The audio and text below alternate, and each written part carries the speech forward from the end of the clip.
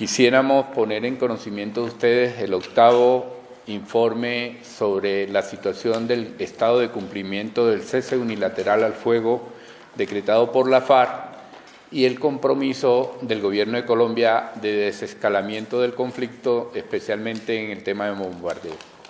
El presente informe tiene que ver con los hechos ocurridos entre el 20 de septiembre y el 20 de octubre de este año y muestra lo que hemos recogido de fuentes directas de comunidades, organizaciones sociales y de otras organizaciones políticas y sociales que tienen presencia en varios de los territorios donde se desarrolla el conflicto en Colombia.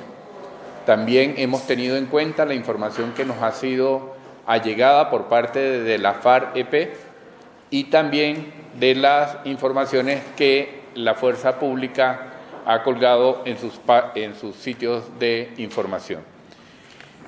El informe muestra que se mantiene la tendencia de los últimos 3 meses de una disminución prácticamente casi total de las acciones ofensivas y militares por parte de la FARC en contra de la fuerza pública y también una disminución alta de la operatividad de las fuerzas militares en contra de la FARC. En ese sentido, queremos constatar que tuvimos información de un solo hecho de bombardeo directamente de la fuerza pública contra sitios donde acampaba la fuerza de la FARC, pero también hemos conocido de otras 2 bombardeos contra otro tipo de objetivos que han puesto en peligro y en riesgo a las comunidades de esos sitios. En términos generales, encontramos que en materia militar la disminución es bastante alta y se encuentra en una situación de bastante calma la población, en el sentido de que la confrontación no los está afectando en la medida que anteriormente los afectaba. Pero igualmente hemos recibido información de que otros factores de violaciones de derechos humanos y de infracciones al derecho internacional humanitario empiezan a preocupar grandemente a las comunidades, especialmente por el accionar de grupos paramilitares que, con las mismas características que los grupos de los años 90 y los años 2000 de la JAUC tenían en los territorios, especialmente en el número de tropas que se encuentra uniformada y armada en ciertas regiones del país, en las cuales hemos encontrado que mínimo en 5 departamentos la situación es muy parecida a la forma de presencia que realizaba la JAUC. Esos departamentos son el Chocó, el norte de Santander, Meta, Antioquia y Nariño. También queremos dejar constancia que estos grupos tienen el mismo patrón de actuación que los grupos de los 90 y del 2000, en el sentido de que tienen las amenazas contra el mismo tipo de población, líderes sociales, líderes defensores de derechos humanos y políticos de oposición, y también usan los mismos métodos para su actuación de amenazas y ataques, lo que nos hace prever que se trata de una posible reestructuración de los grupos paramilitares en toda esta región y llamamos la atención del Gobierno nacional y de la comunidad nacional e internacional de que este puede ser uno de los factores que mayor peligro le plantee a la continuidad del cese unilateral al fuego y del logro de un cese bilateral y de la paz en Colombia. Esta es la información técnica que quisiéramos poner en conocimiento de ustedes y damos la palabra al senador Iván Cepeda, que nos va a plantear los elementos de preocupación que ahorita tenemos como veeduría social sobre estos temas. Bien, como nosotros lo dijimos desde la ciudad de La Habana en reciente visita que practicaron las organizaciones que hacen parte de la veeduría social del proceso de alto al fuego y de desescalamiento, insistimos en el llamado al Gobierno nacional para que se profundice de manera inmediata en suspensión de una serie de operaciones que pueden poner en riesgo el alto al fuego que desarrolla la guerrilla de las FARC. Hemos hecho alusión concreta a operaciones en las cuales se realizan retenes en poblaciones que impiden también la llegada de suministros, de alimentos, no solamente a las unidades guerrilleras, sino también a las propias poblaciones. Acciones ofensivas que pueden, repito, poner en riesgo este prolongado y fructífero alto al fuego. Llamamos igualmente a que se siga avanzando de una manera acelerada en los acuerdos sobre el punto tercero de la Agenda de La Habana, punto que, como ustedes saben, atañe a la terminación del conflicto. Sabemos que hay importantes avances en esta materia, pero creemos que en estas circunstancias, hecho anuncios como el de que pronto se llegará al cese bilateral de hostilidades, es imperativo que gobierno y guerrilla, ojalá en este ciclo o en los próximos días, aborden los puntos que faltan para llegar al cese bilateral. Y queremos saludar dos decisiones, una por parte del gobierno y otra por parte de la guerrilla, que muestran el camino correcto en esta materia. Como se sabe, hace unos días el comandante de las FARC, Timo León Jiménez, anunció a través de su cuenta de Twitter que la guerrilla de las FARC suspende la producción de armamento y de explosivos, o mejor, la producción de explosivos y la adquisición de armamentos en este punto avanzado de la búsqueda del cese bilateral. Y también desde el 13 de octubre, el Ministerio de Defensa hizo el anuncio de que en este momento se suspenden también las campañas de carácter publicitario y propagandístico llamando a la desmovilización de guerrilleros. Creemos que ese es precisamente el tipo de medidas que se deben instaurar cuanto antes. Creemos también e insistimos en que se cree cuanto antes la línea de comunicación directa entre las FARC en La Habana y el Ministerio de Defensa, un teléfono que hemos llamado teléfono rojo, como ocurrió en otros procesos de paz, para que se pueda sortear cualquier situación que pueda poner en riesgo el proceso en que se viene avanzando de manera exitosa. Simplemente agregaría por último que reiteramos la necesidad de que cualquier discusión, cualquier medida, cualquier procedimiento que tenga que ver con este proceso sea asumido de manera bilateral, que no haya anuncios con relación a este proceso que provengan del Congreso de la República, que provengan del Gobierno, sin que hayan sido discutidos de una manera correcta y como debe ser acorde al Acuerdo General de La Habana, de manera bilateral entre ambas partes en el proceso de paz que se está dando en la ciudad de La Habana. Una de las principales preocupaciones que llegan de las regiones es la actuación del paramilitarismo, con varias características. Una primera, hay regiones donde siempre ha existido el control paramilitar en los últimos años y se ha intensificado, y en muchos casos coincide con intereses empresariales.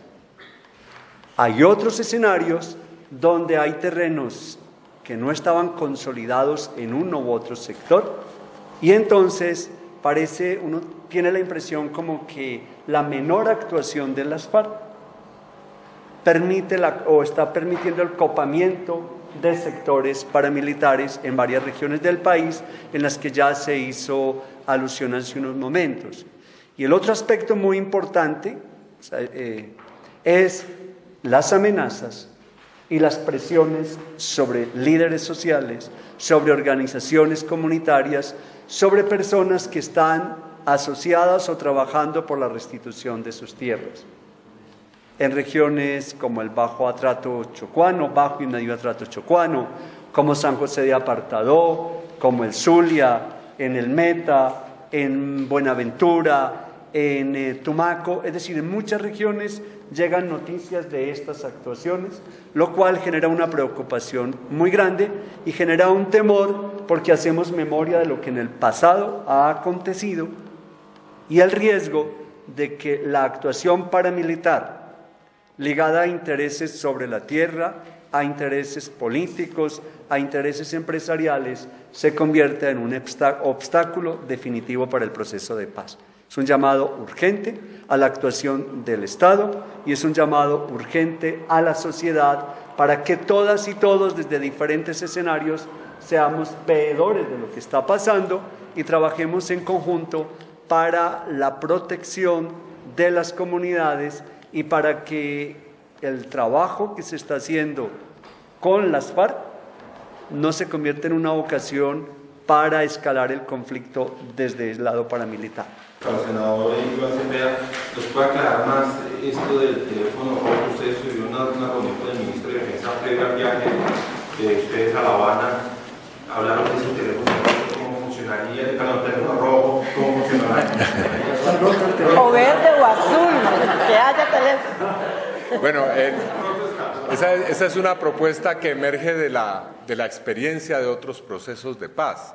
Hay que recordar, por ejemplo, que en el proceso de la Uribe, a mediados de la década de 1980, se comenzó con un mecanismo de comunicación directa entre las partes, un mecanismo tecnológico que permita que ante cualquier situación de crisis, situación que se presente en el terreno, pueda haber una comunicación que ayude a solventar y a resolver los problemas.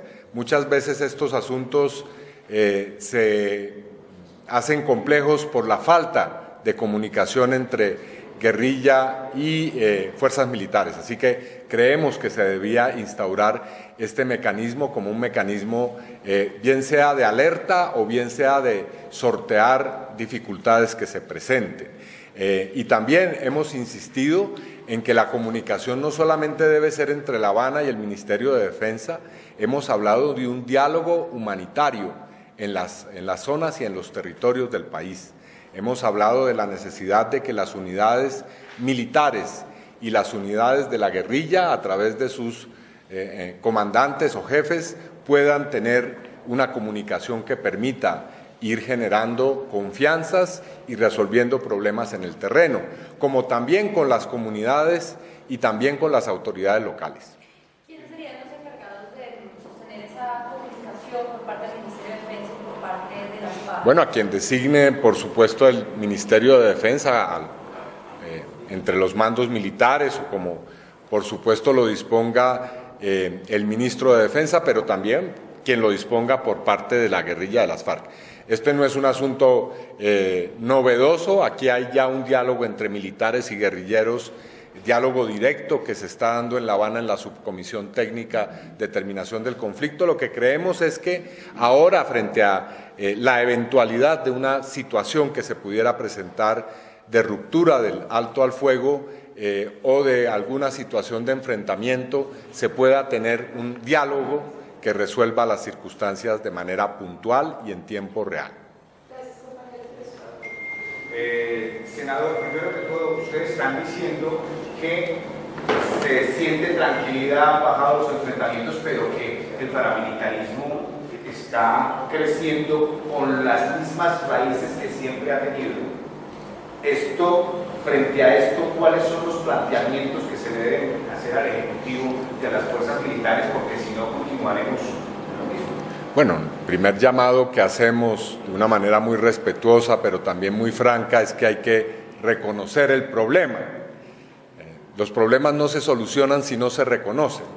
Y aquí tenemos un gran debate, y es que desde hace unos años el gobierno o los gobiernos de Colombia decidieron anular la existencia del paramilitarismo con un cambio de denominación, y entonces ahora ya no aparecen en las estadísticas ni en el lenguaje oficial la palabra paramilitarismo, sino la denominación bandas criminales o bandas emergentes.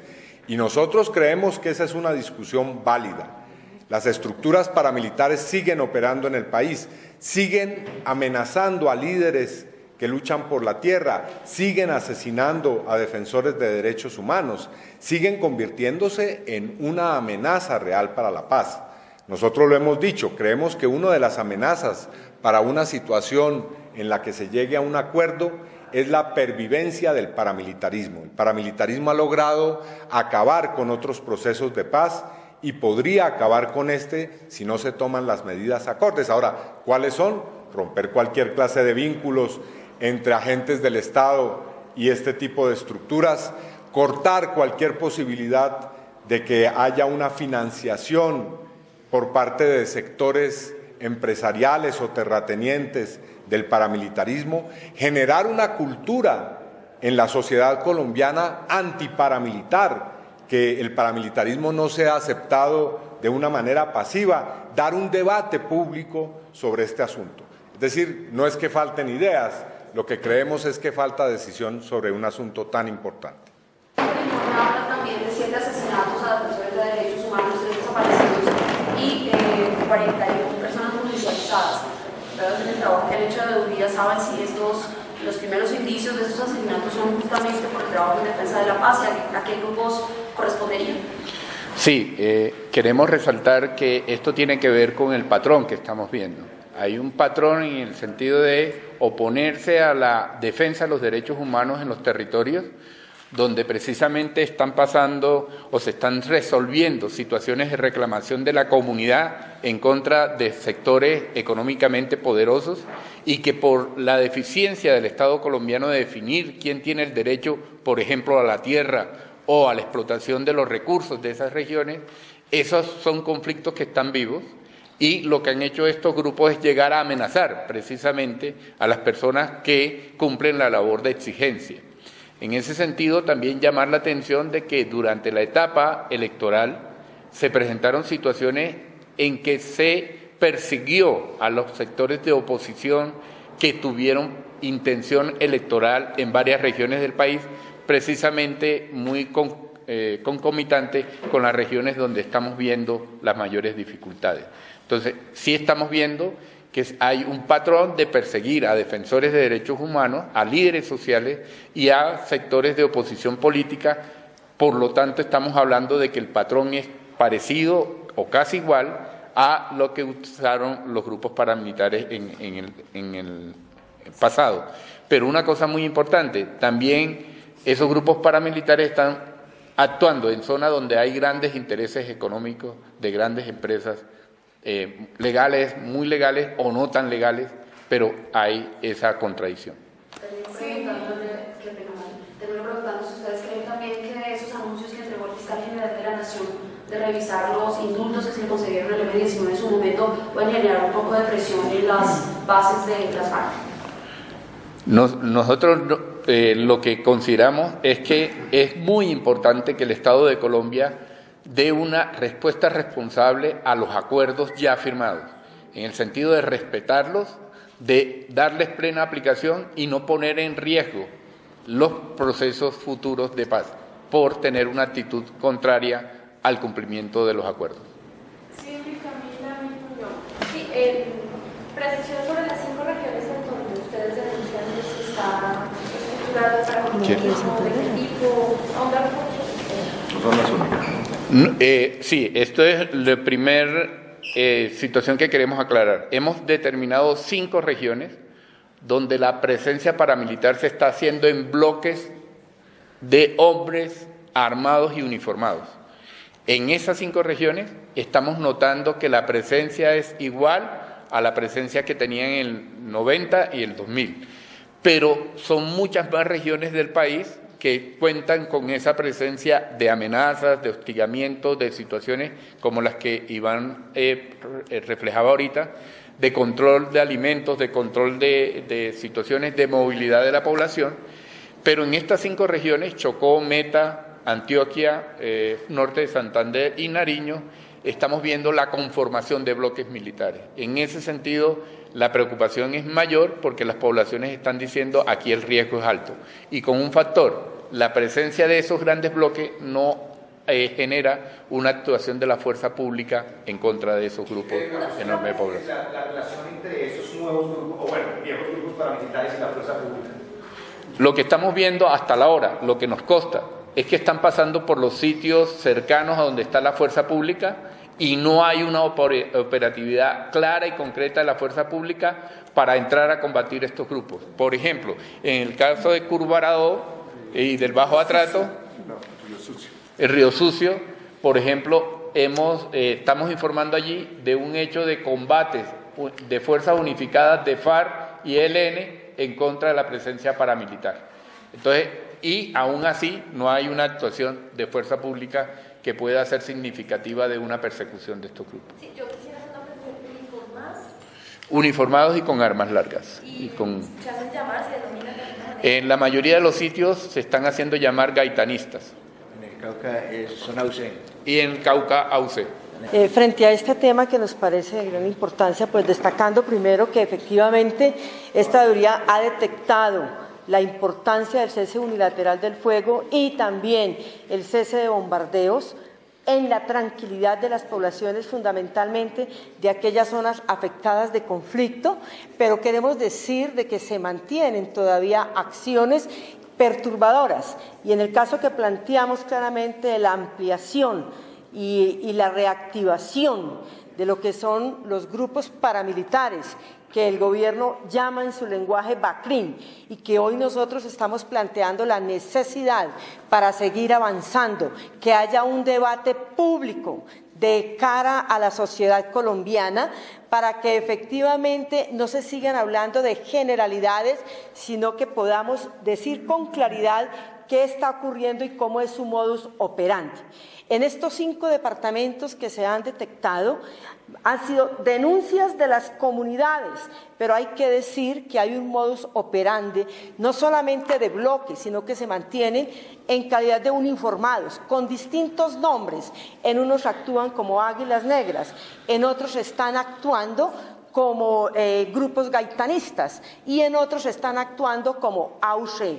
Lo que llama la atención es el patrón de comportamiento y el modus operandi, que a través de que sean distintos nombres, lo que están haciendo es afectar directamente a la sociedad civil. Y tal y como lo planteó aquí el padre Alberto Franco, en Río Sucio, Chocó, que es un municipio donde, oigan bien, están un batallón de las fuerzas militares. Hubo un combate de 200 hombres que se trasladaron en lanchas en un combate entre los grupos gaitanistas y las FARC y el Ejército de Liberación Nacional. ¿Qué nos preocupa? El impacto que esto tiene en la comunidad. 2, la omisión que se hace por parte de la fuerza pública. Es muy vistoso, 200 hombres movilizados en lanchas y no hubo un actuar concreto. Eso es elemento de gran preocupación. Y finalmente queremos decirles que estamos haciendo una propuesta que se llama la del diálogo territorial.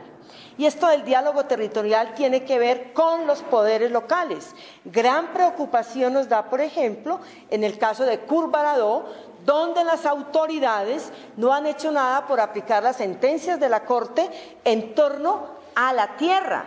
Es decir, allí se mantiene, por omisión de las autoridades, por no aplicar ya una sentencia jurídica dada para solucionar parte del problema de la tierra y se mantiene una confrontación. ¿Por qué? Porque allí hay intereses empresariales. Y esto también lo queremos decir, que es necesario entonces empezar un diálogo. También en Mapiripán. En Mapiripán hay sentencias de la Corte y no han sido aplicadas por las autoridades locales. Entonces, nosotros vemos de gran importancia que se empiece un diálogo territorial humanitario que permita que esas comunidades puedan de verdad estar en tranquilidad, pero más allá empezar a allanar el camino por parte de la acción institucional en acuerdo con las comunidades para la operatividad, aplicación y ejecución de estas sentencias que son fundamentales si de verdad queremos pues avanzar en esta construcción de paz, que es lo que nos ha convocado y que desde luego tiene el apoyo irrestricto no solamente de esta veeduría sino de muchos sectores como tales. No. Si yo tengo que preguntarle, ¿cuál fue el periodo en que se hizo la veeduría y si únicamente se detectó una acción ofensiva por parte de la fuerza pública contra las FARC y no al revés únicamente? Sí, ahí en el informe está claramente... Del 20 de septiembre al 20 de octubre. Está claramente colocado que fue del 20 de septiembre al 20 de octubre y este informe coincide con otros informes que se han dado, pero además queremos resaltar, en el informe se dice que hay unos informes distintos del Ministerio de Defensa que señalan otro tipo de operatividades que no fueron constatadas en el terreno por parte de esta veeduría como tal. Justamente la pregunta sobre el informe entre el 20 de septiembre y 20 de octubre, pero días antes, la semana pasada, desde La Habana, Cuba, decía que se estaba incluso poniendo en riesgo el cese unilateral por acciones militares. Es decir, el 20 de octubre a lo que está el panorama diferente al informe que tenemos en este momento. Hay preocupaciones que se han generado, desde luego, por las acciones que han habido del 20 de octubre a esta fecha, que lo haremos en el próximo informe. Tenemos constatación en terreno de estas preocupaciones y sobre todo tiene que ver con las acciones que refería aquí el senador Iván Cepeda, en torno a lo que significa el confinamiento a las comunidades, en lo que tiene que ver que, aunque ha habido la orden nacional por parte del Ministerio de Defensa de acabar con la parte propagandística de desmovilizaciones, en los territorios siguen las avionetas distribuyéndola y esto pues ha generado unas preocupaciones profundas en lo que tiene que ver que lo acordado se tiene que implementar fundamentalmente. Yo diría a ese punto plantearle algún elemento técnico.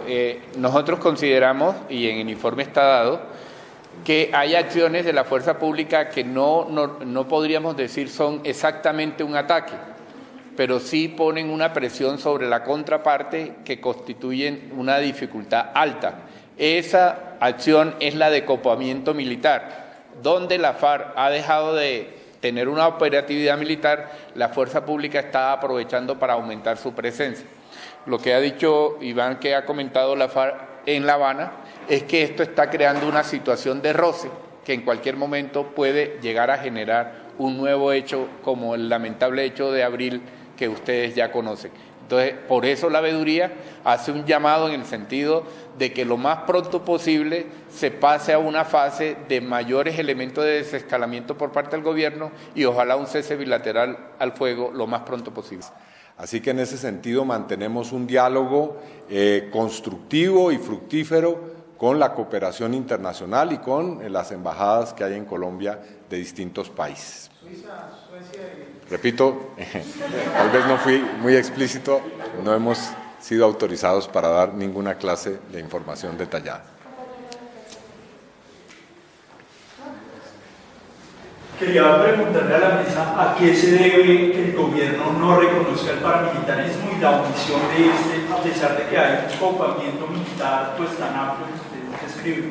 Bueno, este no es un fenómeno nuevo. Yo quiero recordar que gran parte de la discusión en todos los momentos de esta situación de conflicto armado y de violación de derechos humanos con los gobiernos, uno tras otro, ha sido la discusión de si existe el paramilitarismo, de si se llaman paramilitares correctamente o no, pero bueno, allí están las evidencias. Yo creo que ese es un asunto que después de décadas de discusión logramos demostrar. Ahora hemos entrado en una nueva fase de negacionismo y creemos que el negacionismo no contribuye a resolver los problemas. Si se niega el paramilitarismo por parte del discurso oficial, no se podrá encontrar las soluciones eficaces y sobre todo las medidas que reclamamos en este momento se tomen para ponerle un alto a lo que puede ser un factor de inestabilidad y de amenaza real contra el proceso de paz que queremos se dé también en los territorios. Informe sobre la reunión. No, simplemente agregar de que esta veeduría es la veeduría de las organizaciones de la sociedad civil, quiere ampliarse, quiere estar en todo el territorio nacional, quiere ser interlocutor no solamente con la comunidad internacional, sino con todos los sectores políticos, sociales y empresariales. Y además de eso, pues nos falta un reclamo que hacemos siempre permanente, que se inicie prontamente el diálogo con el ELN, y ojalá se haga también con el EPL para que no quede ningún actor político armado en la geografía colombiana.